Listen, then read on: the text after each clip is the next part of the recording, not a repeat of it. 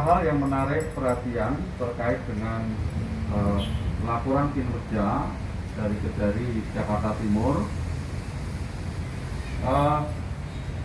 mulai dari pembinaan kita penyerapannya sudah maksimal dibandingkan dengan Kejari-Kejari atau bidang unit yang lain. Kita berada di dalam posisi yang maksimal di atas 98%. Jadi untuk Jakarta Timur saya berikan apresiasi kepada pembinaan yang penyerapannya tinggi. Kemudian untuk bidang intelijen selalu bekerja dalam ranah senyap, melakukan lead pangkal baik terhadap objek-objek vital yang berada di Jakarta Timur untuk pengamanannya, termasuk juga VIP dan kegiatan-kegiatan lain, termasuk kegiatan jaksa menyapa dan publikasi yang lain. Saya mengapresiasi atas kinerja bidang intelijen. Kemudian dari kinerja bidang intelijen inilah yang membackup seluruh kegiatan di Kejari Jakarta Timur. Jadi tidak hanya bidang intelijen, tapi bisnis jatuh di backup oleh bidang intelijen. Kemudian yang menarik juga dari bidang perdata dan tata usaha negara, Kejari Jakarta Timur banyak memberikan bantuan pelayanan hukum untuk ada 44, kemudian memberikan legal opinion atau pendapat hukum 1, kemudian memberikan SKK sebanyak 509. Nah, bantuan hukum non litigasi penyelamatan sebesar 11,5 miliar. Jadi angka yang cukup besar, saya ucapkan terima kasih.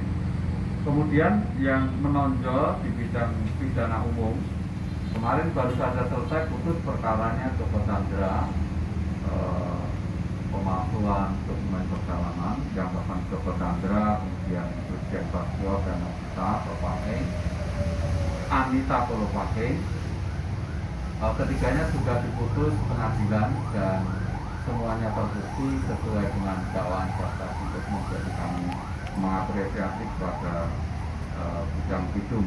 Di samping juga perkara-perkara yang lain yang menarik di sini adalah perkara terorisme. Kita dalam setahun menangani 226, kemudian narkotika ada 612, kemudian olahraga 367, TPA dan kamera 154. Jadi perkara itu besar dalam setahun 1.359 perkara. Jadi yang paling menonjol itu penanganan perkara tindak pidana terorisme.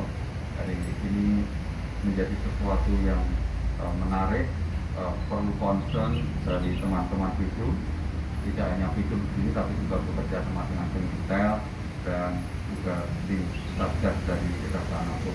Ucapkan terima kasih atas kinerja bidung. Kemudian juga bidung ini di backup dengan penanganan perkara tindak pidana lalu lintas, itu banyak sekali hilang, dan berseiring dengan pandemi kita sudah membuat terobosan-terobosan dengan online. Ini sangat mendukung sehingga kerumunan yang terjadi sebagaimana biasanya di Jakarta Timur sudah bisa diminimize. Jadi kurang lebih dalam setahun kurang lebih ada 143.000 perkara hilang. Kemudian bidang barang bukti, nah ini Mas Yosek yang mengendalikan bidang barang bukti. Kami juga ucapkan terima kasih dengan adanya struktur organisasi pengelolaan barang bukti ini. Pelayanan barang bukti menjadi lebih baik. Terlihat banyak sekali upaya-upaya untuk memberikan layanan kepada pencari keadilan, termasuk juga di dalamnya keseriusan kita memerangi tindak pidana narkotika. Itu kita dari Jakarta itu melakukan pemusnahan barang bukti yang terkait dengan narkotika. Nah, kemudian yang terakhir dari bidang tindak pidana khusus yang menarik ini adalah pada tahun 2020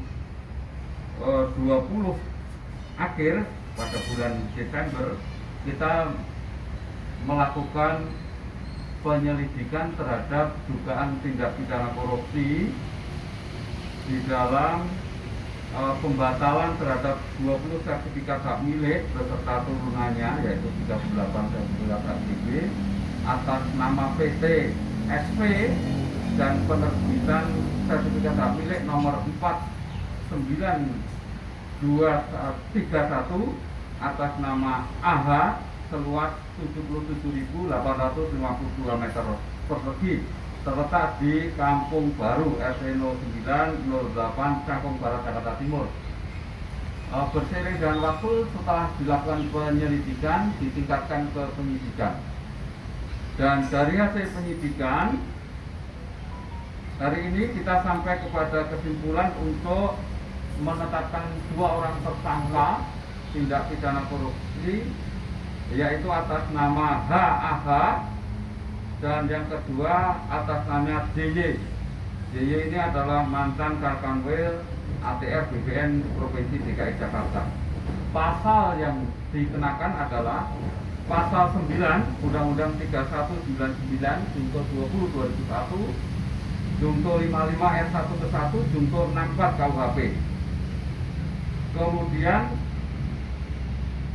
atau pasal sangkaan yang kedua adalah pasal 21 Undang-Undang nomor 28 tahun 99 tentang penyelenggaraan negara yang bersih dan bebas dari KKN. Ini pasal yang sangat jarang diterapkan, pasal 9 Undang-Undang korupsi maupun pasal 21 Undang-Undang KKN. Nah, pasal 21 Undang-Undang KKN. Jadi penyelenggara negara itu dilarang untuk melakukan kolusi. Nah, Kejari Jakarta Timur hari ini sudah menetapkan tersangkanya kepada 2 orang dengan 2 sangkaan pasal 9 dan atau pasal 21. Jadi saya ucapkan selamat kepada penyidik telah bekerja keras dari tahap penyelidikan dan penetapan tersangka. Semoga segera diikuti dengan upaya paksa dan pemberkasan, sehingga dalam waktu singkat akan segera dapat diselesaikan. Tentu timbul pertanyaan terkait dengan pasal 9 dan pasal 21 ini. Kalau biasanya pasal 2, pasal 3 kerugian negara, kalau kali ini yang dirugikan adalah masyarakat, pasal 9 dan pasal 21 ini. Kerugian yang diakibatkan oleh perbuatan dari tersangka ini terhadap objek tanah seluas 77.852 meter persegi ini, kalau berdasarkan nilai transaksi adalah 225 miliar, tetapi kalau berdasarkan NJUP kira-kira kurang lebih 700 miliar, tetapi sesungguhnya berdasarkan harga pasar itu 1,4 triliun, jadi nilainya cukup besar, 1,4 triliun. Namun angka fitnya sekarang penyidik sedang berusaha untuk mendapatkan angka fit dari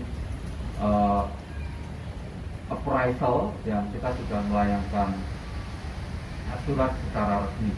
Kemudian terkait dengan yang lain, penyidik sedang bekerja untuk menghimpun kemungkinan terjadinya penyuapan.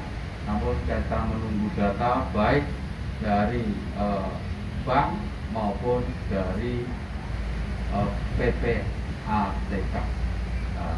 Demikian yang dapat saya sampaikan.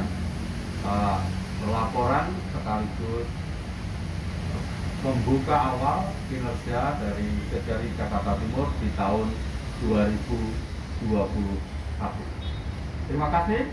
Wassalamualaikum warahmatullahi wabarakatuh.